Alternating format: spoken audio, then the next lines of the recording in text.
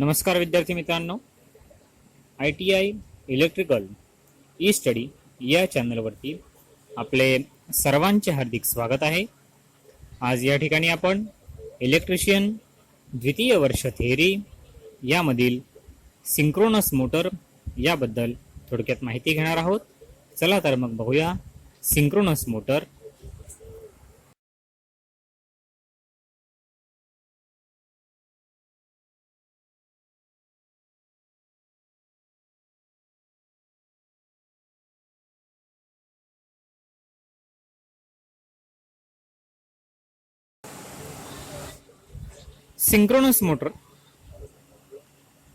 Synchronous motor म्हणजे काय?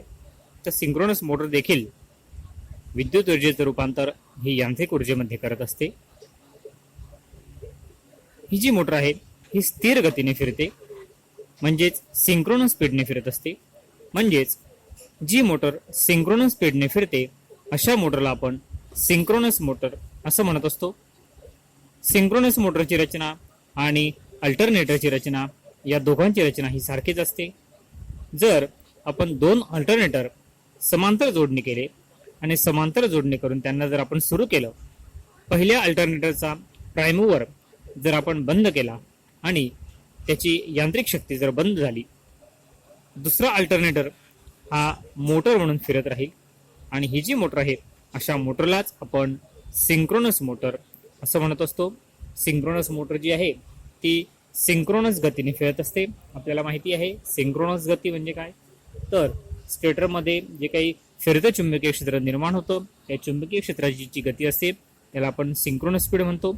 आणि या सिंक्रोनस स्पीडने जी मोटर फिरत असते अशा मोटरला आपण सिंक्रोनस मोटर असं म्हणतो.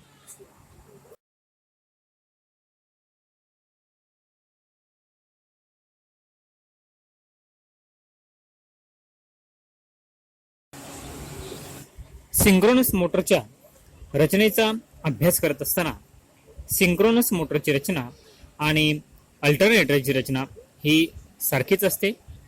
सिंक्रोनस मोटरच्या रचनेमध्ये स्टेटर, रोटर आणि एक्सायटर असे 3 भाग पडतात. तर सिंक्रोनस मोटरचा जो स्थिर भाग असतो त्याला आपण स्टेटर असं म्हणतो. हा स्टेटर एका योकमध्ये म्हणजेच बॉडीमध्ये बसवलेला असतो. सिंक्रोनस मोटरचा जो स्टेटर आहे हा स्टेटर सिलिकॉन स्टीलच्या पातळ स्टॅपिंग पासून तयार केलेला असतो. सिलिकॉन जे आपले सिंक्रोनस मोटर आहे, सिंक्रोनस मोटरच्या स्टेटरचा कोअर हा सिलिकॉन स्टीलच्या पातळ स्टॅपिंग पासून तयार करून त्याला लॅमिनेटेड केलेले असते. या स्टेटरच्या स्लॉटमध्ये 3 पेजची वायंडिंग केलेली असते आणि या वायंडिंगला 3 पेजचा सप्लाय दिला जातो. ज्यावेळेस या वायंडिंगला 3 पेजचा सप्लाय दिला जातो त्यावेळेस या स्टेटरमध्ये रोटेटिंग मॅग्नेटिक फील्ड निर्माण होतं. म्हणजेच स्टेटरमध्ये फिरते चुंबकीय क्षेत्र हे निर्माण होते आणि या फिरत्या चुंबकीय क्षेत्राची स्पीड म्हणजेच आपली सिंक्रोनस स्पीड असते. आणि ही जी सिंक्रोनस स्पीड आहे ती आपल्याला माहिती आहे. ही सिंक्रोनस स्पीड त्याचं जे सूत्र आहे ते म्हणजे 120 गुणिले फ्रिक्वेन्सी भागिले पोलची संख्या, या सूत्रानुसार आपण सिंक्रोनस स्पीड काढत असतो. आता आपण बघूया या मोटरचा रोटर. ही जी सिंक्रोनस मोटर आहे या सिंक्रोनस मोटर मधला जो काही फिरणारा भाग आहे त्या फिरणाऱ्या भागाला आपण रोटर असं म्हणतो. हा जो रोटर आहे हा रोटर एका शाफ्टवर बसवलेला असतो. या शाफ्टवर फील्ड पोल बसवलेले असतात. रोटर म्हणून हा जो शाफ्ट आहे त्या शाफ्टवरती फील्ड पोल बसवलेले असतात आणि या पोलवर वाइंडिंग केलेली असते, त्याला आपण फील्ड वाइंडिंग म्हणतो. ही जी फील्ड वाइंडिंग आहे या फील्ड वाइंडिंगला आपण बाहेरून DC सप्लाय देतो. त्यामुळे हे जे फील्ड आहे ते रोटरवरती फिक्स पोल तयार होतात. या वाइंडिंगला बाहेरून ज्यावेळेस आपण DC सप्लाय देतो त्यावेळेस या फील्ड रोटरवरती फिक्स पोल हे तयार होत असतात. यामधील जो तिसरा भाग आहे तो आहे एक्सायटर. आता एक्सायटर म्हणजे काय, तर या ठिकाणी एक्सायटर म्हणून DC शंट किंवा कंपाऊंड जनरेटर बसवलेला असतो. या सिंक्रोनस मोटरमध्ये एक्सायटर म्हणून DC शंट किंवा कंपाऊंड जनरेटर या ठिकाणी बसवलेला असतो आणि या जनरेटरचा शाफ्ट आणि मोटरचा शाफ्ट एकत्र करून कपलिंग करून बसवलेला असतो. या मोटरमध्ये एक्सायटर म्हणून डीसी शंट किंवा कंपाऊंड जनरेटर बसवलेला असतो आणि या जनरेटरचा शाफ्ट आणि मोटरचा शाफ्ट एकत्र कपलिंग करून बसवलेले असतात। या जनरेटरला बाहेरून प्रायमोवरच्या साहाय्याने फिरवले जाते। जनरेटरला बाहेरून प्रायमोवरच्या साहाय्याने फिरवले जाते आणि जनरेटरमध्ये जो निर्माण होणारा डीसी व्होल्टेज आहे त्या डीसी व्होल्टेजपैकी 110 व्होल्ट ते 250 व्होल्ट डीसी रोटरवर बसवलेल्या फील्डला स्लिप रिंग मार्फत दिला जातो। अशा प्रकारे ही जी सिंक्रोनस मोटर आहे त्या सिंक्रोनस मोटरमध्ये स्टेटर, रोटर आणि एक्सायटर अशी या सिंक्रोनस मोटरची रचना असते। आता पुढील स्लाइडवर बघूया सिंक्रोनस मोटरचे तत्व काय आहे।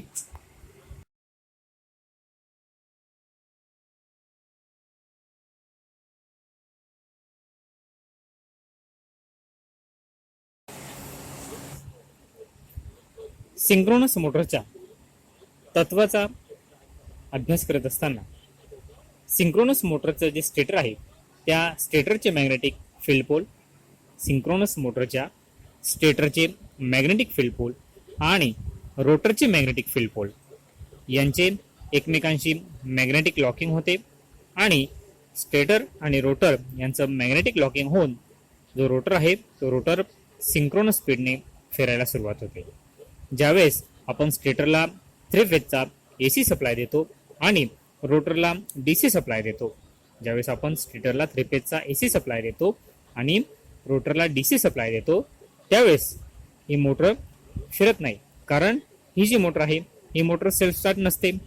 ज्यावेळेस आपण स्टेटरला 3 फेजचा सप्लाय देतो त्यावेळेस स्टेटरमध्ये फिरते चुंबकीय क्षेत्र निर्माण होते। समजा या ठिकाणी फिरते चुंबकीय क्षेत्राची दिशा ही क्लॉकवाईज आहे आणि आता आपण रोटरला डीसी सप्लाय दिलाय। रोटरला डीसी सप्लाय दिल्यावरती रोटरमध्ये फिक्स पोल तयार होतात। या ठिकाणी आपण आकृती बघू शकतो की या ठिकाणी पी या ठिकाणी स्टेटरमध्ये NS हा पोल निर्माण झालेला आहे आणि Q या ठिकाणी SS हा पोल तयार झालेला आहे। या क्षणाला स्टेटरचा NS म्हणजे नॉर्थ साऊथ आणि रोटरचा NR हे पोल समोरासमोर आल्यानंतर ते एकमेकांना अपसरण करतील म्हणजे एकमेकांना दूर ढकलतील आणि त्यामुळे जो रोटर आहे तो रोटर अँटी क्लॉकवाईज दिशेमध्ये फिरायला सुरुवात करेल। आता अर्धी जी सायकल आहे अर्ध्या सायकलमध्ये स्टेटरच्या पोलची अदलाबदल होईल। स्टेटरच्या पोलची अदलाबदल होऊन स्टेटरचा SS हा पोल पीच्या ठिकाणी येईल आणि NS हा पोल क्यूच्या ठिकाणी येईल। त्यामुळे स्टेटरचे आणि रोटरचे भिन्न पोल समोरासमोर आल्यामुळे ते एकमेकांना आकर्षित होऊन रोटर क्लॉकवाईज दिशेने फिरण्याचा प्रयत्न करेल। अशा तऱ्हेने स्टेटरचे जे पोल आहेत ते सतत बदलत असल्याने रोटरला कोणत्याही एका दिशेत टॉर्क मिळत नाही आणि त्यामुळे ते रोटर आहे तो फिरू शकत नाही। यावरून आपल्याला असं स्पष्ट होतं की ही जी सिंक्रोनस मोटर आहे ही सिंक्रोनस मोटर सेल्फ स्टार्ट नसते। तर आता आपण बघूया ही जी सिंक्रोनस मोटर आहे त्याची कार्यपद्धत कशी आहे।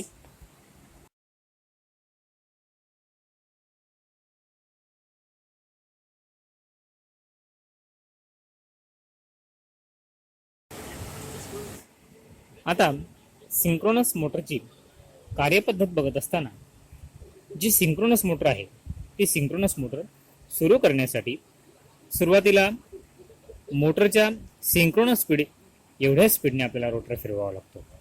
सिंक्रोनस मोटर सुरू करण्यासाठी सुरुवातीला मोटरचा जो सिंक्रोनस स्पीड आहे त्या सिंक्रोनस स्पीडच्या इतक्या स्पीडने आपल्याला रोटर या ठिकाणी फिरवावा लागतो। त्याच वेळेस स्टेटरला आपण 3 फेजचा एसी सप्लाय देतो आणि रोटरला डीसी सप्लाय दिला जातो।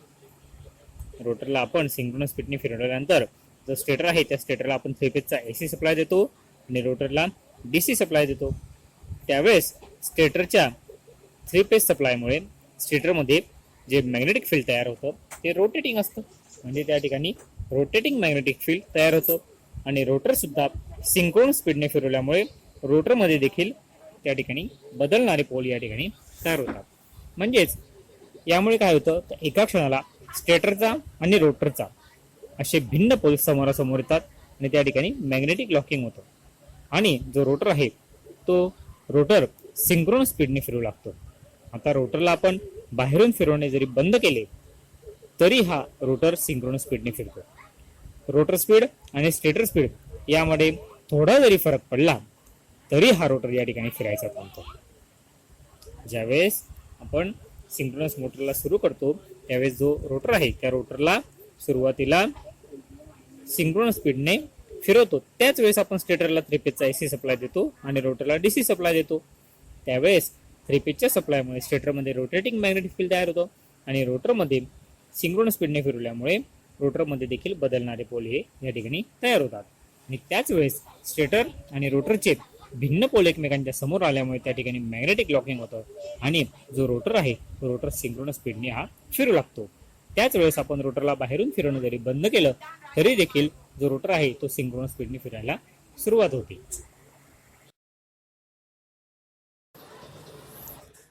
आज या ठिकाणी आपण सिंक्रोनस मोटर याबद्दलची माहिती, त्यांची रचना, तत्व आणि कार्यपद्धत याबद्दल थोडक्यात माहिती घेतली. धन्यवाद.